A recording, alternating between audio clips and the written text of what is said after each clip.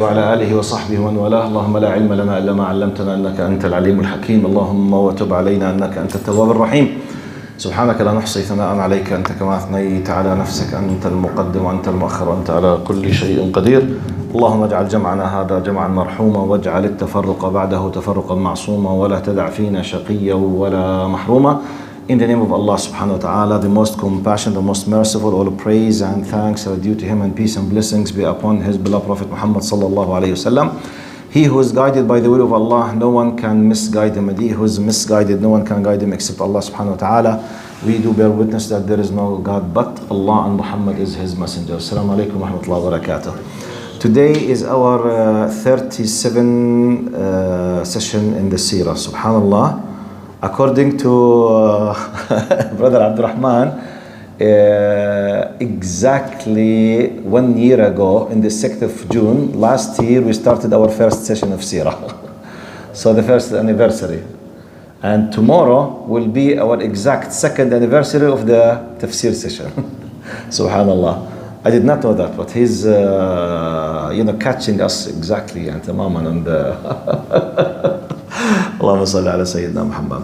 طيب, alhamdulillah, we are still in the process of trying to understand part of the levels of Bay'at al-Aqaba al-Ula wal-Thaniya, the allegiance or the covenant between the Ansar and Prophet Muhammad sallallahu alayhi wasallam. Just to go small step back, Prophet Muhammad sallallahu alayhi wasallam spent after the 3rd year of secret da'wah up to the 10th, 11th year, I talk about an average 8 years on yearly basis, was doing what?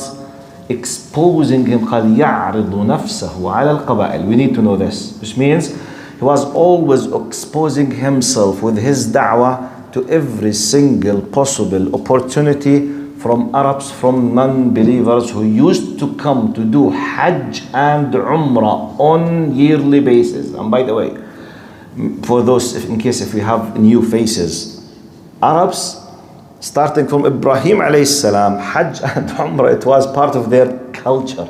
It used to be pure religion, correct? Gradually, association, a shirk, new idols, new inventions, new bid'ah, new shirk, new ups and downs, complete new, non-Islamic religion with some original traditions, because always he used to come شو حاجة طب ما في Islam. No. Originally from Ibrahim alayhi salam, which historically we don't have something fixed. I can't say 100% it's true. We have just the biblical chronological data. We don't have data. According to the Bible, the Old Testament, it is believed Ibrahim alayhi salam lived 1,900 years before Jesus Christ, which means from today around 4,000 years, more or less. Okay.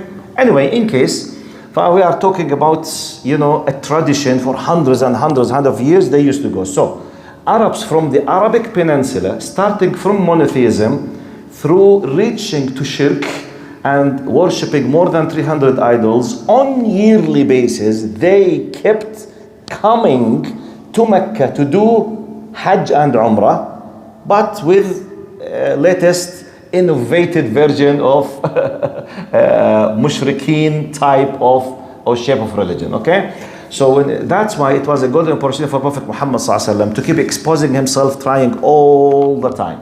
So look how many years. Prophet Muhammad, the best of the creation. He kept doing that on yearly, weekly, monthly basis for an average. If we just forget the first 3 years because it was secret, it was very, very inclusive, starting from the beginning of the 4th up to the end of the immigration, we are talking about 8 to 9 years. Can you imagine? Tens and hundreds of times. For anyone who would like the izzah and the power and the authority of Islam comes if Prophet Muhammad with the full support of Allah subhanahu wa ta'ala, the best of the creation, the best wisdom. It took him years to start changing the society. So don't ever think, please, that you and me, as simple, humble individual, just by doing simple efforts, we can change societies. We need collective efforts and needs patience. And by the way, not necessarily you and me might witness, inshallah, may Allah help us to witness the biggest of victory against evil and to see the khair. But this is not part of the condition between us and Allah subhanahu wa ta'ala. One of the greatest Sahaba, they passed away before witnessing not even 1% of victory. Many Sahaba, they did not witness the conquer of Mecca. Many Sahaba, they knew nothing about Ma'rakat Badr. Many, on top of them, Sumayya radiyallahu anha, wa Yasir, Walid Ammar ibn Yasir, the first martyrs, they were killed in the very first days. Anyway, so while doing that, at a glance of a light came by what we see the first group that from Yathrib, 6 of them, do you remember? They went back, they came. Next time, the first Bay'at al-Aqaba, they were 12, if you remember. Now, Bay'at al-Aqaba al-Ula, the second allegiance of al-Aqaba, of covenant or agreement, it was about 72 men, 2 women. Now, last time we started reading literally part of what happened that time. And if you remember As'ad bin Zurara, one of the Sahaba, when they were negotiating, he says, hey, where are you going? Are you aware of what kind of agreement? They started negotiating with Prophet Muhammad sallallahu alaihi wasallam. What will happen? Why? When? What? We were in this context last time. So today I'm continuing, inshallah, this. Now, because we have a very tiny details, I'm not using the general attitude of something. Okay, negotiation happened, and it was so nice. Alhamdulillah, they agreed upon to go through. No, we need the very tiny details, because by the way, the details will build the exact concept in your mind, inshallah, bi'idhnillah. طيب. Now, Allahumma salli ala Sayyidina Muhammad. If you remember, Prophet Muhammad صلى الله عليه وسلم, just to remind you, قال أبايعكم أن تمنعوني مما تمنعون منه نساءكم وأبناءكم فأخذ البراء بالمعرور بيده ثم قال نعم والذي بعثك بالحق لنمنعنك مما نمنع منه أزورنا فبايعنا يا رسول الله فنحن والله أهل الحرب وأهل الحلقة ورثناها كابر عن كابر. Means I will have the covenant between you and me to protect me from what you protect, your children and yourselves and your women. You know, when you speak about Arabs and any normal human being, children, selves, women, you know, the concept of a female in the Arabic mentality means honor. Up to this moment, we go like sharaf or irdo. Now ask any Arab, what is your ird or what is your sharaf? Means what? Any female relates to him. Mother, daughter, sister, wife, paternal aunt, maternal aunt, any female relates in the blood relation to him. It's a basic part of his honor. And they use the word sharaf and ird. Okay? My honor.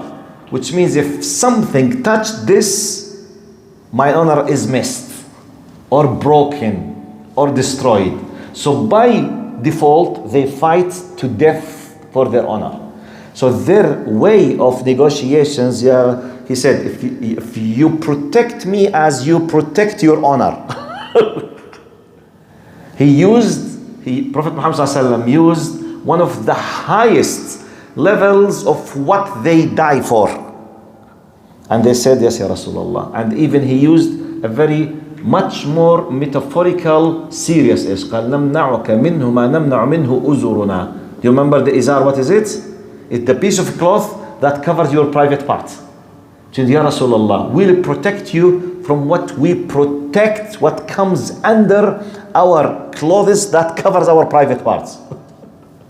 It's an amazing metaphor when you think in the Arabic mentality, which means it's either or. Nothing will stop us except death. That's it. So this was the negotiation between them and Rasulullah. Now the continuation today. قال قال ترتيبات ما بعد البيعة وضبط الارتدادات الانفعال. Now the consequences. Okay, he said that. He asked them to declare. They said it happened. But what's next? قال ثم قال, then when they said that we are ready to fight, we are ready to lose our lives يا رسول الله, قال رسول الله أخرجوا إلي منكم 12 نقيبا ليكونوا على قومهم بما فيهم. فأخرجوا منهم 12 نقيبا, 9 من الخزرج و3 من الأوس. Look to the political cleverness of Prophet Muhammad صلى الله عليه وسلم. Pause, go back. Yathrib, Al-Madinah Al-Munawwara, basically it used to contain 2 big tribes, came originally hundreds of years ago from Yemen. They are Al-Aws and Al-Khazraj. Al-Aws Al-Khazraj at the Medina, most of the time they used to fight. Plus, they have alliance with big Jewish tribes, which they used to fight. So we used to have fight between Arabs themselves and Arabs with Jews, Jews with Jews, Jews with Arabs, Jews and Arabs against Jews and Arabs, Arabs against Arabs. Okay? So it's a mess. So Al-Madinah that was exhausted. So subhanallah, aqdarillah. Exhausted, they are fed up. خلاص. All the time it's what? Wars and fighting for, silliest reasons, for anything. They're just killing each other. Any place has wars all the time, no one wins. Everyone is suffering. Have a simple example now from Ukraine. Who is the winner now? Everyone is losing. Everything. It's a distraction. This is the mentality. So when they came, so Prophet Muhammad ﷺ, because he knew about the very old conflicts between them, he did not ask them to bring one representative. He said, bring me 12 representatives. He gave them the option to choose more than 10 to represent them, to make the covenant. Because he realized that they have a lot of disputes and differences between them. To take in consideration, the first step will not, now give me one. Who will agree on one? They are fighting for hundreds of years. And by the way, pause. This means what? They are believers. Yes. But there is something, when someone is raised on something for hundreds of years, you can't change it in one night. You can't change it in 1 year. Another pause. At a certain time later, after the Sahaba became a real Ansar and the well-established Islam as a very powerful state, at a certain point, someone from the Jewish, he was reciting some kind of poem, contains some verses, reminded the Aws al-Khazraj with their wars tens of years ago. There is something called Yawm Bu'ath. They had in their history a time when they fought for tens of years and hundreds and thousands of them they were killed. So this, his name is Shas bin Qais. He was, for some reason in his mind, was narrating. Narrating means like a documentary in the BBC or CNN. Are you with me? Imagine that there's a serious conflict, for example, just to give you basically what happened. Now, United States, do they face the problem of racism between black and white or not? So imagine now, for example, Fox News, CNN, they came with a special movie or documentary, provokes racism and encourages both of them to fight. Now, once the broadcasting started, you can imagine in the streets, people will start what? Fighting. So this happened at a certain time. In minutes, the Sahaba from the Aws, they say, Ya al-Aws, Ya al-Khazar. Just someone reminded them with the verses of the poem they used to use to remind their ancestors and grandfathers who were killed, how they were tortured. You know, in minutes, everyone went to his, sword. They were about to fight. The Sahaba. The Prophet Muhammad sallallahu alaihi wasallam, he was told, Ya Rasulullah, the Sahaba, they are about to start a fight. طبعا Sahaba from Ansar. Prophet Muhammad sallallahu alaihi wasallam came, he hardly was able to put his abaya on his body. He was, running. Even he did not cover his body with the abaya. قال الله الله أبي دعوى الجاهلية وأنا بين أظهركم. He said, Ya Allah, you are calling by the calls of the ignorance, even though I'm still between you. This gives you an idea that getting rid of the filth of the well-established things that you were raised up, such as racism, it does not go just by this. The fact that you said Ashhadu an la ilaha illallah and you are aware of that does not mean you did not khalas, you get rid you press a button, racism is disappeared. No. Or arrogance. No. Sometimes you need to work hard on yourself to bring the new conviction, the new aqidah to start. Like for example, someone was so tough with his parents, so rude with his parents. This is called what in Islam? عقوق والدين. This is considered what? Major sin in Islam, equal to killing someone, committing zina, dealing with sihr, magic. طيب. Okay, he wanted to repent. Cried at the month of Ramadan and decided, I'm sorry, Ya Allah, please accept my repentance. Once he took a decision, here and there, alhamdulillah, may Allah accept from him. This does not mean next day he will be 100% able to control everything in his actions. He will work hard till he control his heart and his action as a reaction. It might take weeks or months or till he controls completely himself. So we need to understand this. Why am I highlighting this? Be patient when you call a non-Muslim to Islam. Don't judge him exactly as yourself if you are born as a Muslim.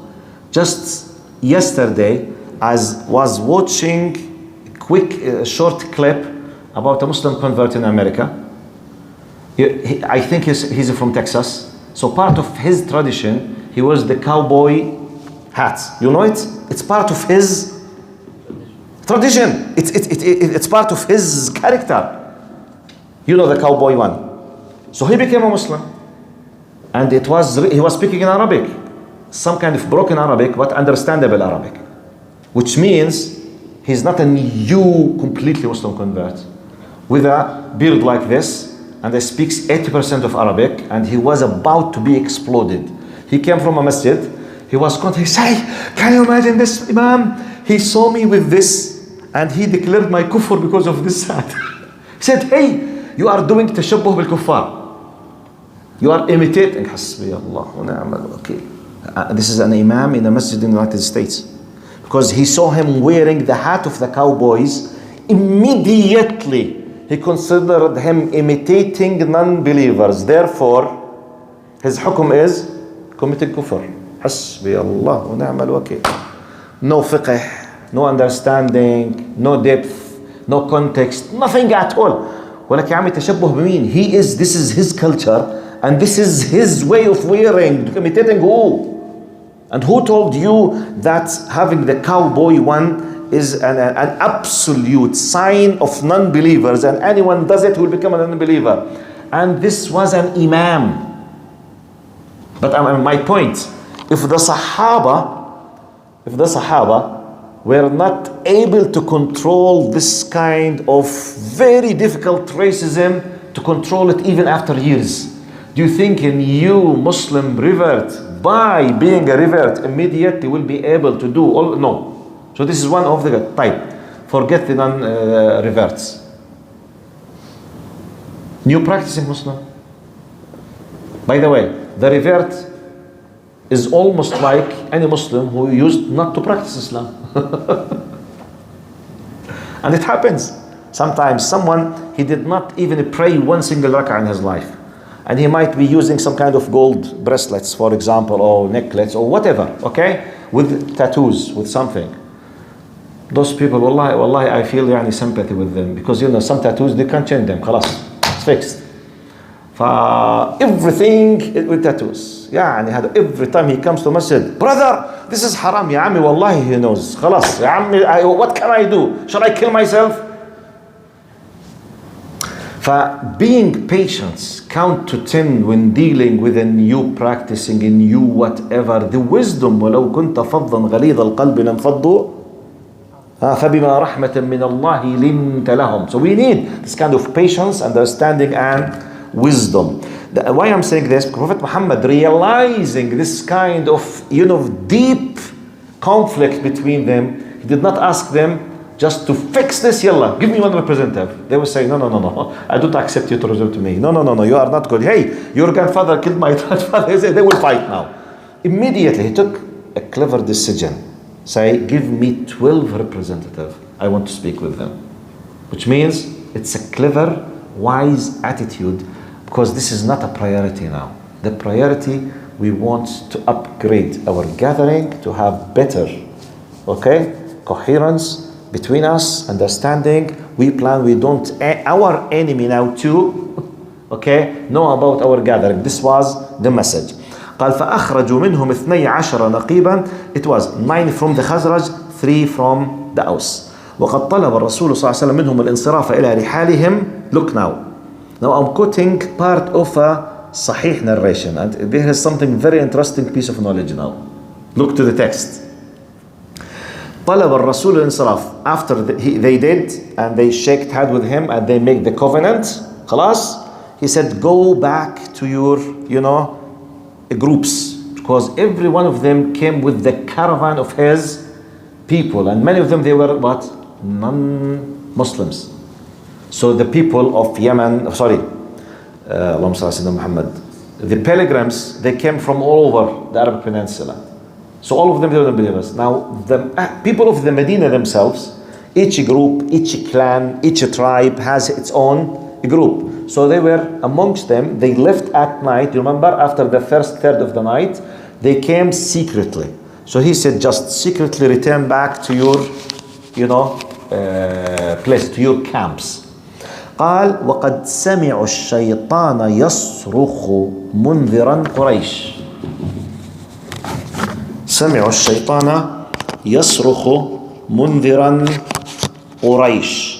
They heard the screaming of the shaitan warning Quraysh. When I first read it, I said, is it a metaphor? When I read the explanation, I see how authentic, it was authentic. But how much, what exactly happened?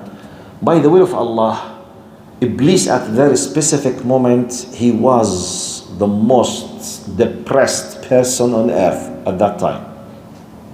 Because he was realizing what's happening. Allah subhanahu wa ta'ala said, إِنَّهُ يَرَاكُمْ هُوَ وَقَبِيلُهُ مِنْ حَيْثُ لَا. Now, some kind of the characteristics, specifications that they were able, Iblis and his offspring, they can move in a way that we can't. They can access some of what we do. They can see us, but we can't see them. We have limited information about them. But one of the things that we know for sure, that they can see us easily. We are all exposed to them, but they are not exposed to us. This is another point why.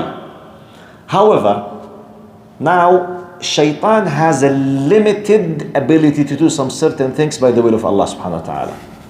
Now, the Sahaba, all of them, it was like a ijma', they all heard someone screaming, like saying, hey Quraysh, be careful, something serious is happening. No one realized who was screaming. No one knew how did it happen, what was the source. Then Prophet Muhammad told them in authentic Sahih, this is Iblis warning Quraysh, go back very quickly. But how did it happen? We don't know. But how did we know that it was Shaitan? Prophet Muhammad said.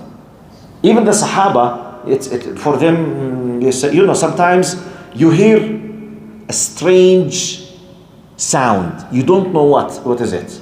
A trustworthy source comes to you, say, this is XYZ. Oh, thank you. Now the sound, you knew that there was a sound, but you don't know this voice was by a human being or by an animal or something. I could not hear it very well. So Prophet Muhammad ﷺ then told them, this is Iblis himself. He had some kind of limited ability by the will of Allah subhanahu wa ta'ala, but he was not able to do anything more than that. So from one angle, we know that Allah might give a limited ability for the shaitan and his followers to do some physical things. Because the sound now, the human beings, they heard it. To a degree that next day, some of the Quraysh, they came, they say, we heard something, that there was something secret happens. Is there anything, you know, it's like when you have secret intelligence, you feel that there is something wrong, but you don't know what is it exactly. Got my point? You know that there is something, but there's no tangible asset yet you can put your hand on and say, okay, this is something. So he did it, but at the same time, قال إن كيد الشيطان كان ضعيفا. He has a very limited. He was not able to do more than the screaming and the warning. No one was able to catch anyone. Everything was, you know, under control. This happened. Now, look. One of the Sahaba, his name is Al-Abbas bin Ubadah bin Nadla. He said,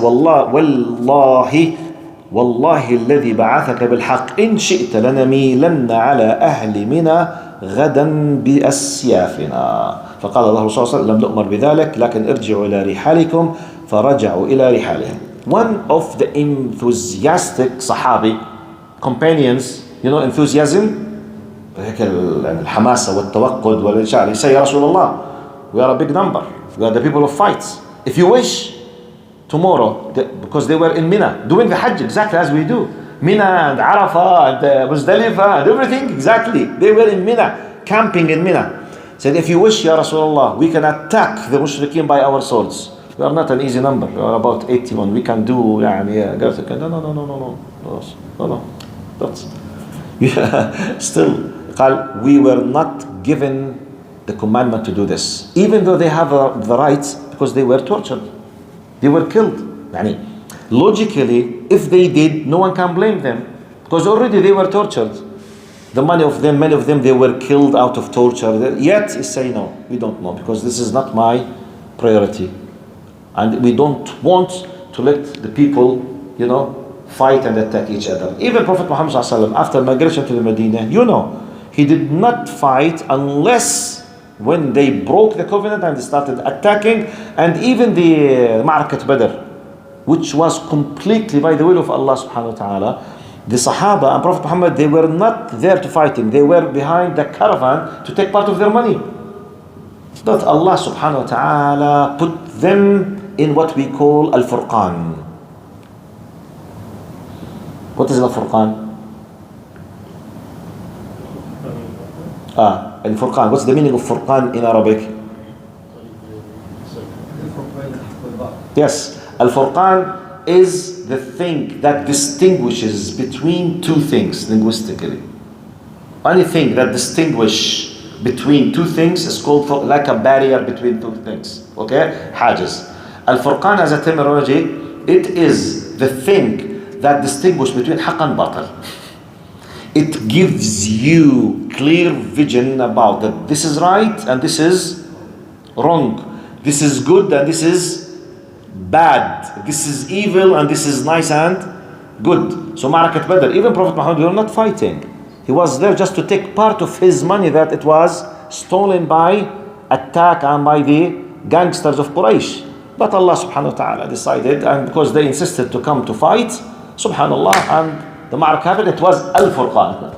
It was like, you know, one of the steps where Allah subhanahu wa ta'ala honored the Muslimin and he gave the first big hit against the mightiest dictator power in the Arabic Peninsula, which is Quraysh at that time. فقال لم نؤمر بذلك ارجعوا إلى رحالكم فرجعوا إلى رحالهم. In the morning في الصباح جاءهم جمع من كبار قريش يسألونهم عما بلغهم من بيعتهم للنبي. Leaking information. You see, anything, they came.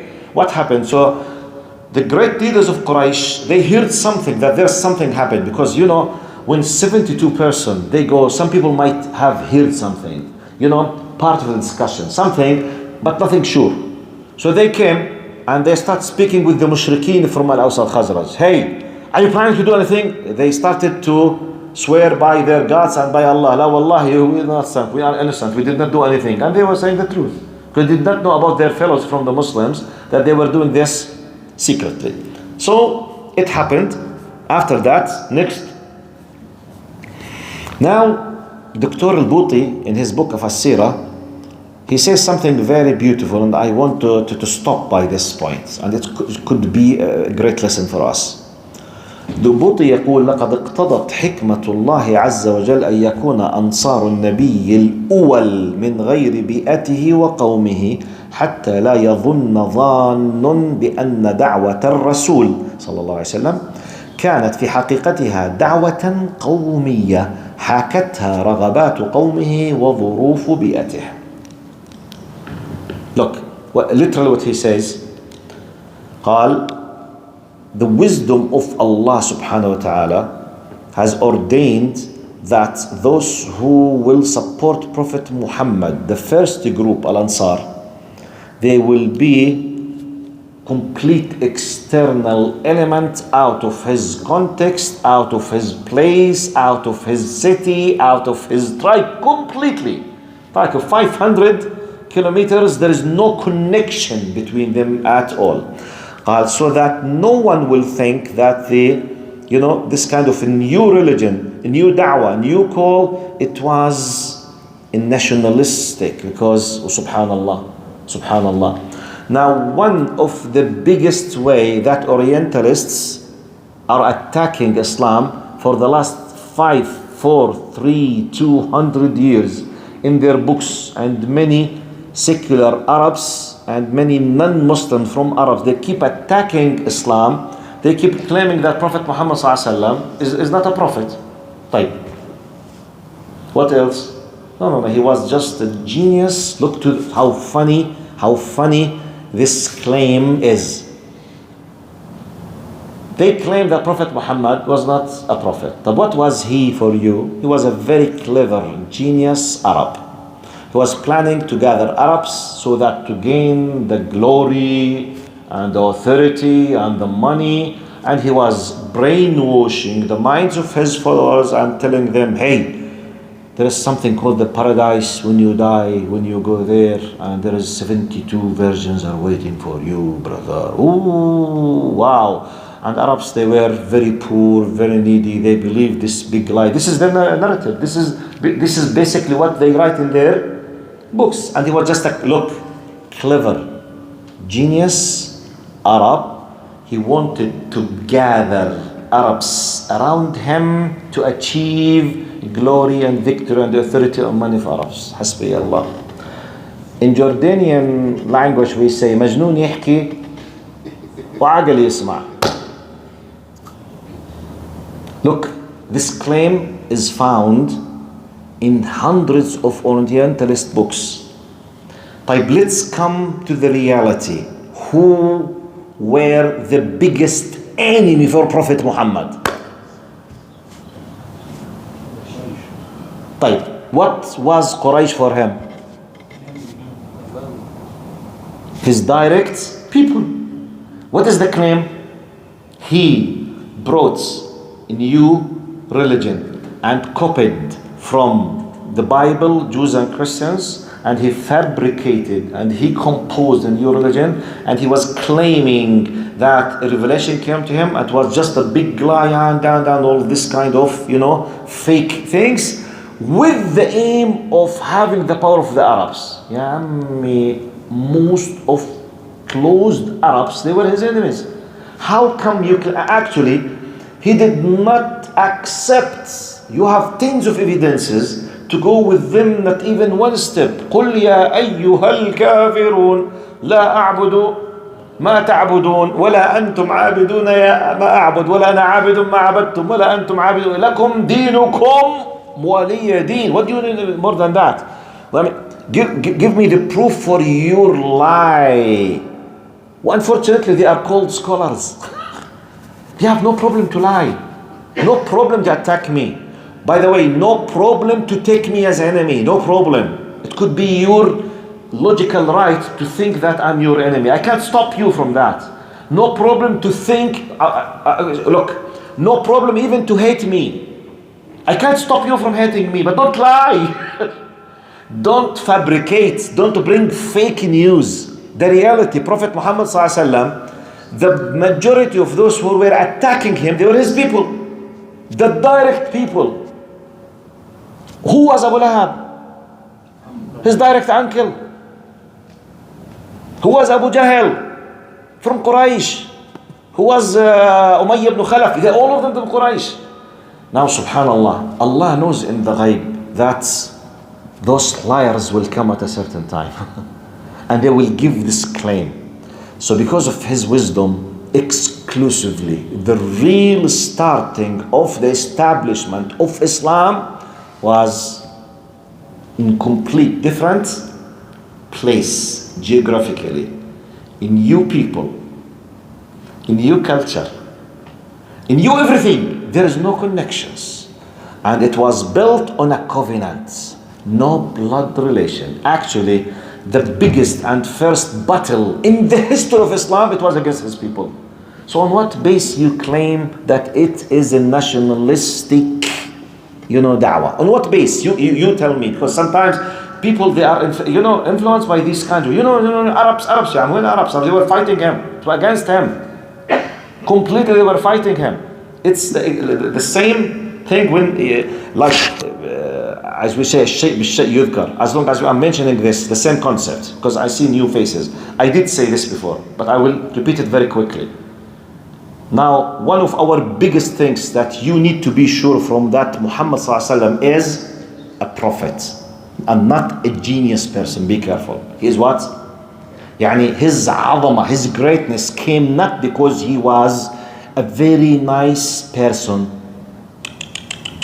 not because he was a genius, no, because he was a prophet and a messenger.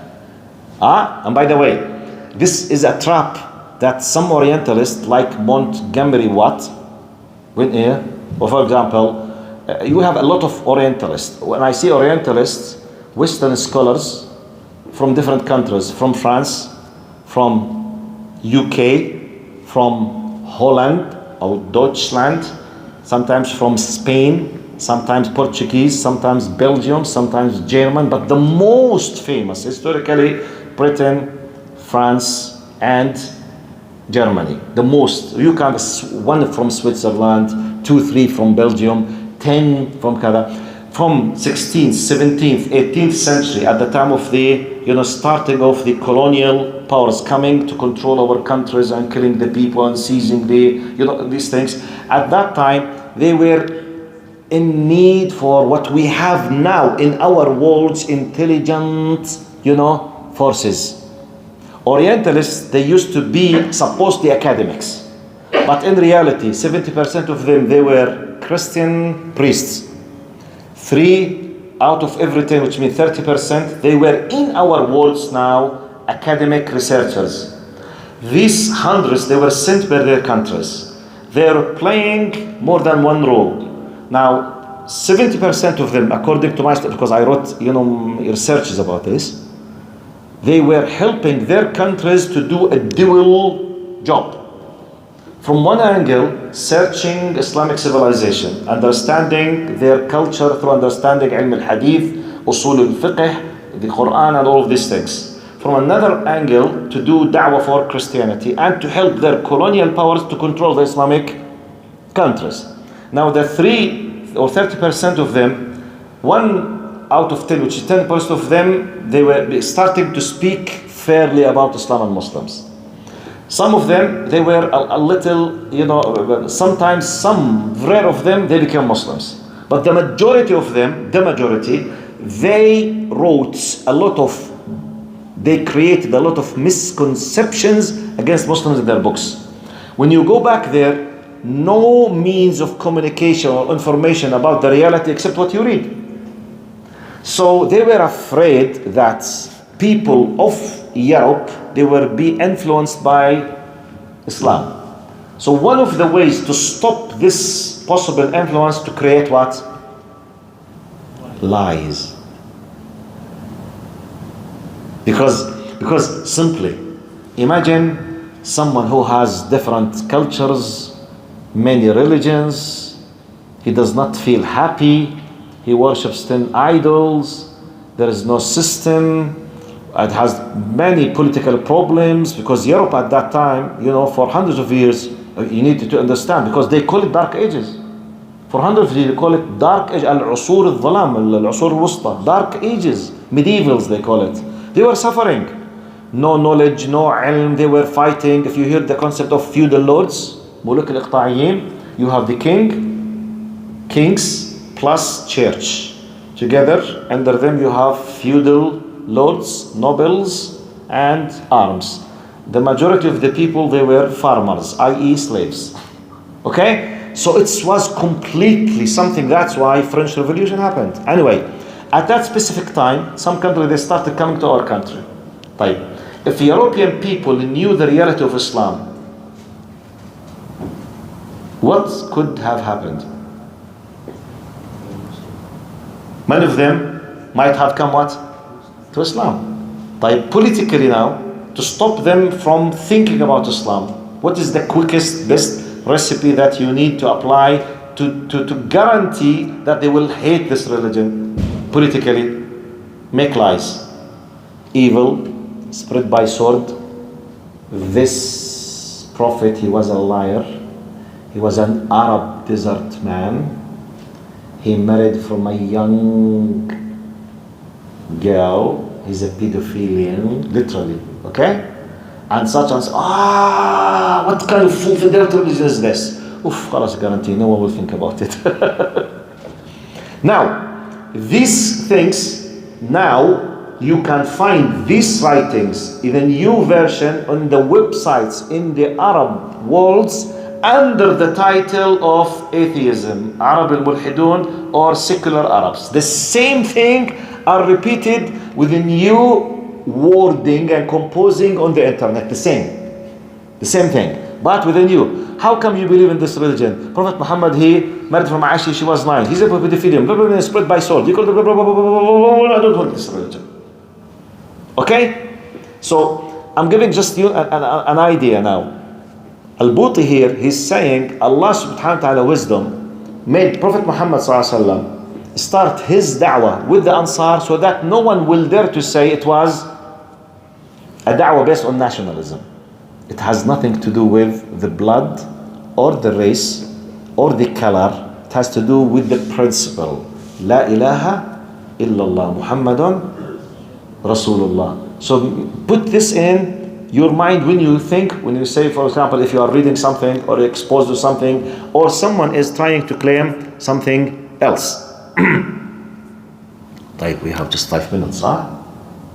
10:30. Oh, good. Okay, so I'll finish in the Fajr, inshallah.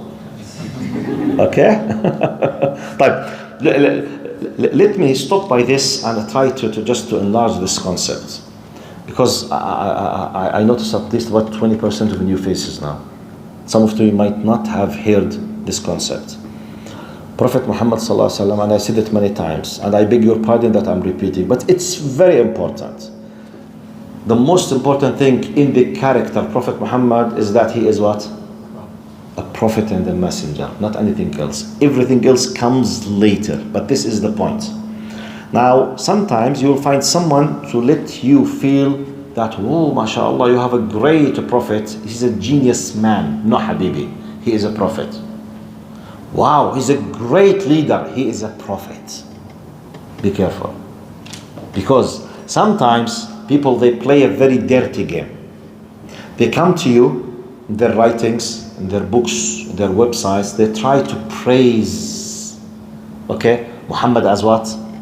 As a leader, as a genius Arab leader. Sometimes you swallow الطعم شو بسموه؟ بيت طعم. Okay. Sometimes someone, metaphorically throw this bait to you and you swallow it. Well, nice. Look, he's praising Muhammad as a great leader. Be careful. If he's not admitting he's a prophet, just forget it. Has no value for us. Because his greatness came from the fact that he's the chosen final seal of prophets and messengers. You have to be aware of this, because sometimes some people, they are led by how genius he is. Right. For those new visitors with us, sometimes we did it many times here in this masjid, and it's good just to have it, to grasp it, because it will give you the power of, to feel really proud. This is the real pride, by the way.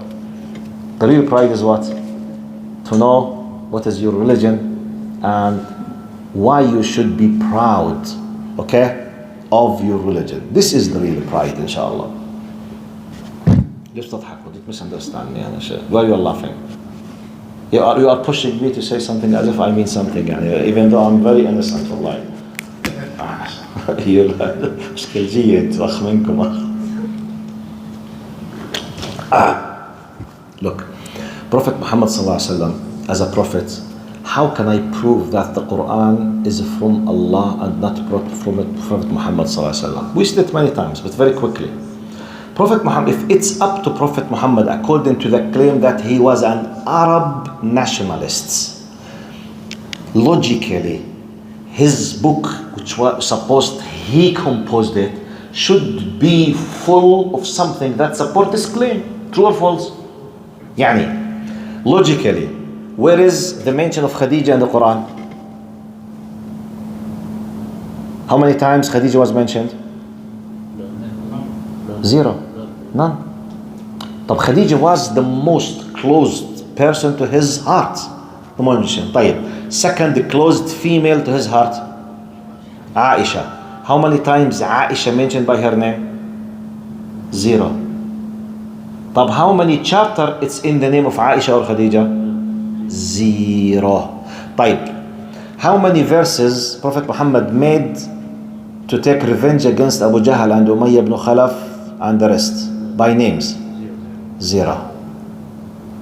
If it's up to you, and you are the composer of this book, and you were in control and in power 23 years, and as they claim, you were the Arab king and very genius, can you give me one reason why not to mention Aisha and Khadija to praise them?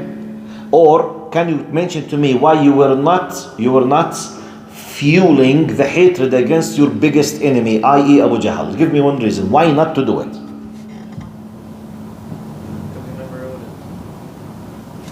Logically, it should be, it should contain. Can you imagine, for example, look to Marx and Lenin, when they start speaking about communism, thousands of times in his book, against imperialism, against capitalism, every time, because he was fighting capitalism. This is his enemy.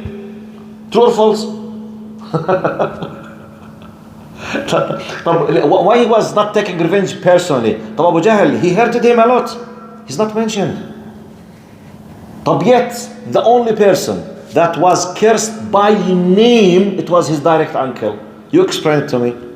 Abu Lahab. From tribal point of view, from nationalistic point of view, attacking his direct uncle by his name, is it with the claim or against the claim? They claim that he is a false prophet and he was trying to bring his people together to attack the rest. Now the only person that he was attacked by name and he is cursed, تبت يدا أبي لهب وتب, was Abu Lahab, direct uncle. You explain to me.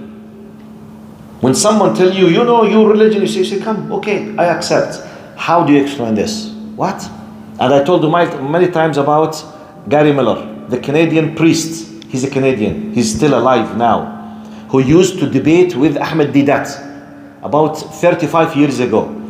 In the process of debating Ahmed Didat, rahimahullah, as a Christian priest, he was very polite, by the way, very nice person when he was a Christian priest, but he was searching for the truth.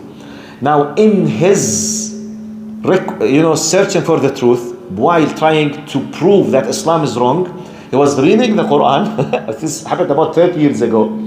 He was reading the Quran. He came across تبت يد أبي لهب, and he learned that this is the direct uncle of Prophet Muhammad.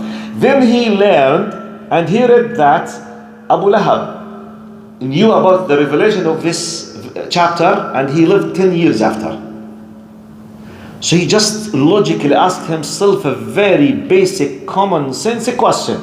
If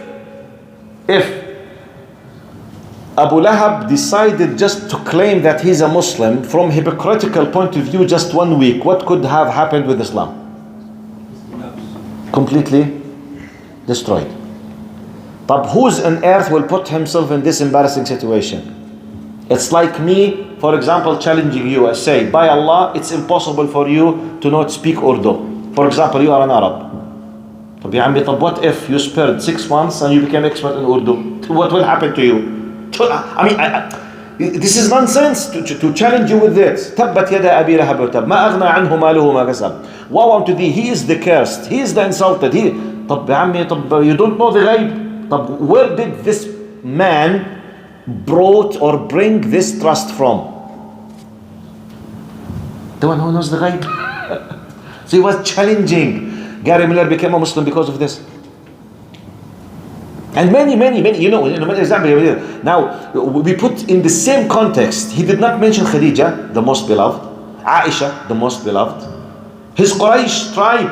Actually, even when Quraysh was mentioned, was it mentioned while praising them or attacking them? لإيلاف قريش إيلافهم رحلة الشتاء والصيف فليعبدوا رب هذا البيت الذي أطعمهم من جوع وآمنهم. Allah was blaming them. You became accustomed for the khair and the blessing and the ni'mah when you used to do the journey of the winter and the journey. So have you forgotten my blessings, my favors upon you? You don't use your mind. You forgot how you were very poor. You were not able to eat. He was not even praising them. He was what? Criticizing them. But what is the claim? Nothing.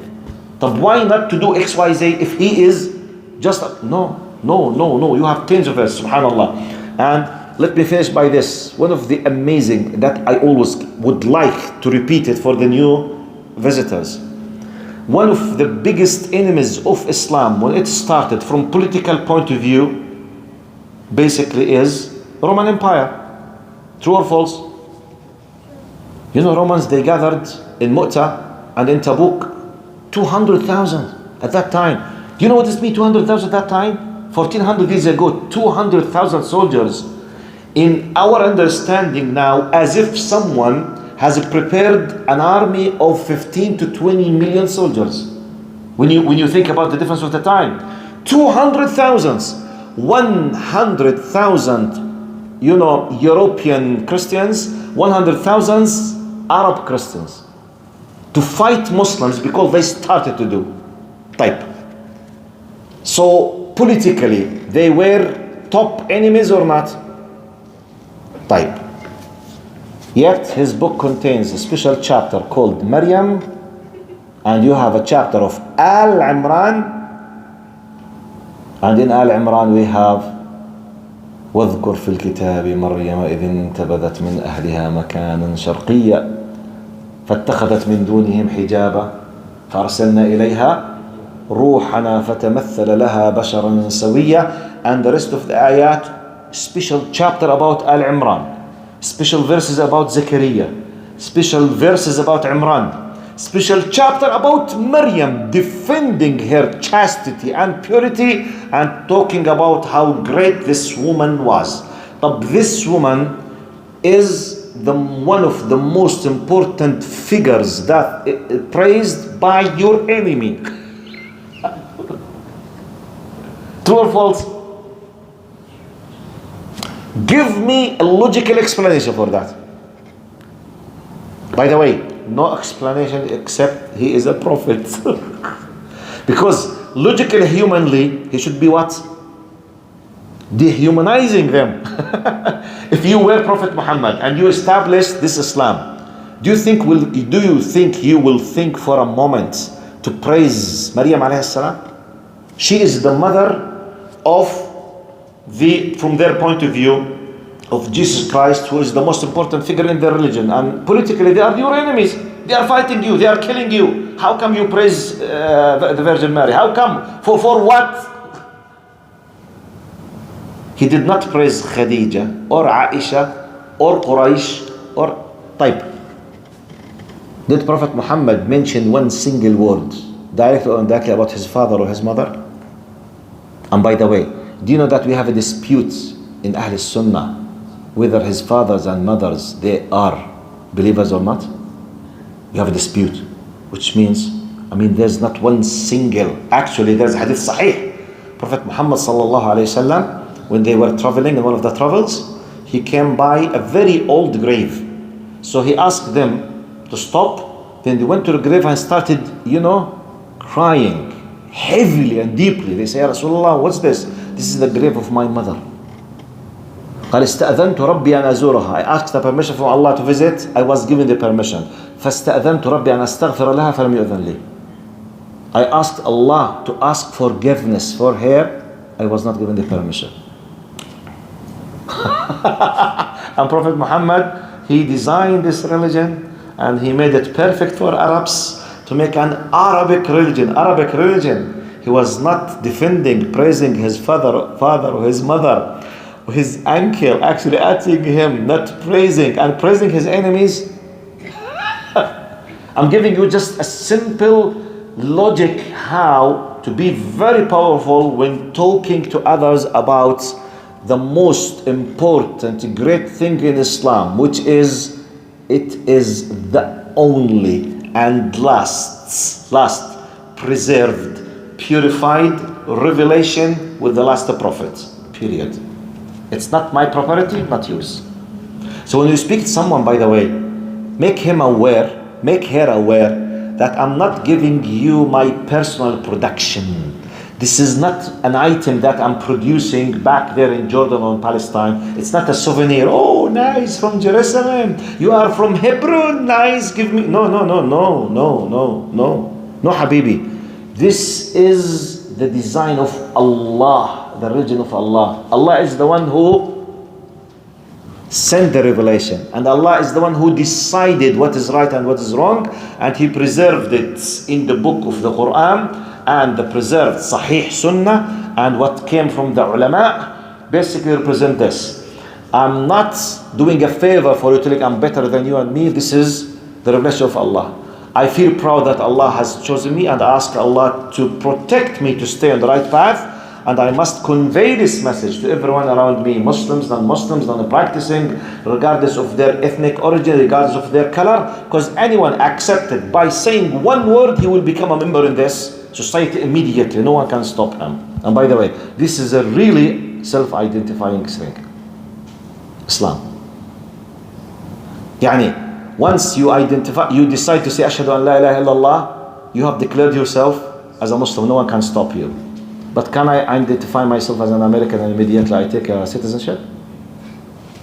Seriously, I'm asking. Because some people, they say, religions should be when you ask some authorities, when you ask them, you say, on what base you consider non-Muslims Muslims? Some groups, they claim they are Muslims, even though they are not Muslim. This is, we say, we believe in the self-identifying. We say, if he claims that he's a Muslim, we should consider him as, okay. If I claim that I'm American, do you consider me an American? If I was born in Palestine, but in a Canadian body, so I realized that my body is Canadian. Well, I'm not joking. So my self-identification is Canadian. Where is the citizenship? Yalla, where is the passport? Give me the passport. I'm identifying myself as a Canadian. Where is the passport? Subhanallah. No. To deserve to be Canadian, you have to fulfill conditions. You must accept certain things. You have to live on this piece of land, to be a good citizen, to pay your tax, to fill an application, to prove that 1, 2, 3, 4, 5, 6, 7. You need documents, you need witnesses, you need, which is common sense, yes. واضحة؟ يعني ليش تضحكوا؟ تخلوني أحس كأني عم بقصد شيء ثاني. حسبي الله ونعم الوكيل. إذا أنت قائد الحمد لله اللي حذرنا عنه أبو جهاد في طريقة الرد وملخص الوثيقة، يمكن بعض الناس ما وصلتهم خصوصا اللي عندهم أطفال، إنه الرد يكون إنه ديننا يمنعنا من المشاركة، فيمكن إذا حابب إنك تاتشت من باب التوعية. طيب أنا خلصنا الدرس هيك. لا it's not part of the درس. yes.